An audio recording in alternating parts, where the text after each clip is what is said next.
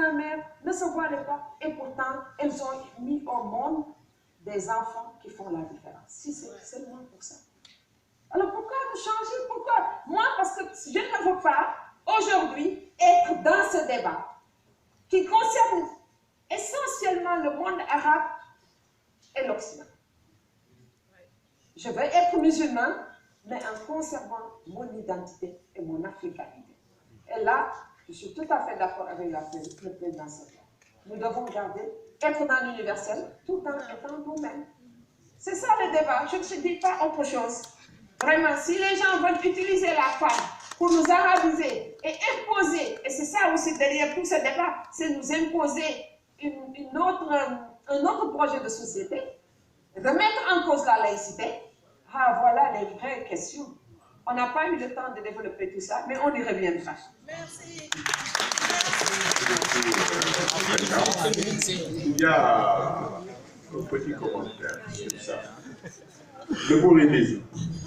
Le mouridisme, moi je le perçois souvent dans le cadre de cette réception de l'islam comme étant un modèle où le fondateur et ses successeurs ont compris que la religion, c'est d'abord un rituel et une spiritualité.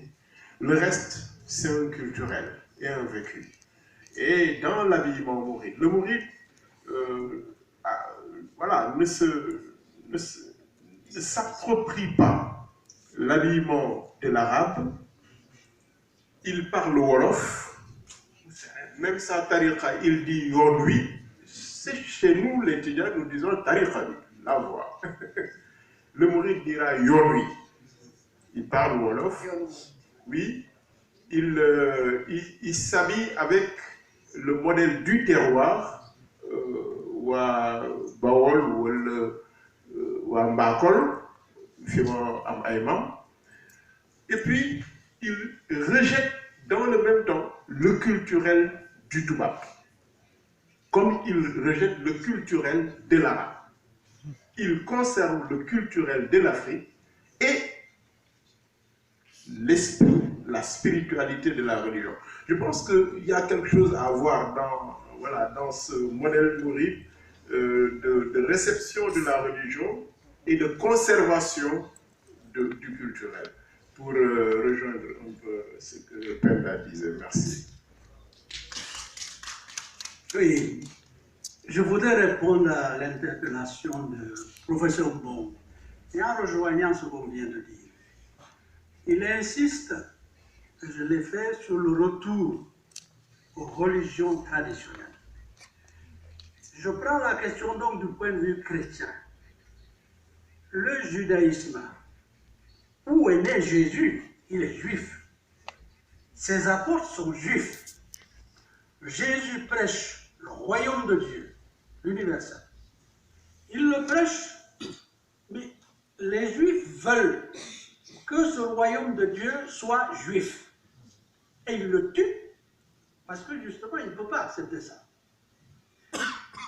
Le professeur qui m'avait aidé justement à travailler cette question en Inde m'a fait une remarque qui m'a toujours frappé. Là où Saint Paul a réussi à arracher le royaume de Dieu aux Juifs pour qu'il soit accessible à tout le monde, aux Grecs en premier, aux Européens ensuite. Donc ce royaume de Dieu arrivait chez les Européens. Les Européens, m'excuseront, ils en ont fait leur affaire exactement comme les Juifs. Et aujourd'hui, ce que je viens de dire ce matin, je dis à un moment que je le dis fort parce que je sais que ce n'est pas encore acquis. Ce n'est pas encore acquis. Tant que nous n'arriverons pas à ce qu'il vient de dire, à ce que nous nous exprimions dans notre langue, du point de vue vêtements, du point de vue chant, du point de vue musique, etc., dans nos langues, nous ne sommes pas chrétiens. Ou le musulman qui n'arrive pas à exprimer sa foi dans sa culture n'est pas encore musulman. Parce que l'islam, c'est une richesse de Dieu qu'il faut incarner. Si Dieu ne nous devient pas visible, palpable dans nos cultures, nous ne l'avons pas rencontré. C'est une question capitale. Encore une fois, l'Europe, bon, c'était sa mentalité, mais l'Europe s'en est convertie, hein? J'ai bien dit, du 10e au 19e siècle. L'Europe a voulu tout accaparer. Il a fallu le 19e siècle, mais il a fallu surtout les 2 guerres que nous connaissons pour que l'Europe comprenne qu'elle n'est pas seule au monde et qu'elle n'est pas Dieu. Donc je crois qu'il est temps que nous nous réveillons africains parce que c'est en Inde, quand Jésus m'a dit ceci, vous les Africains, vous êtes toujours en retard parce que vous laissez les gens vivre à votre place, dans votre peau. Vivez vous-même.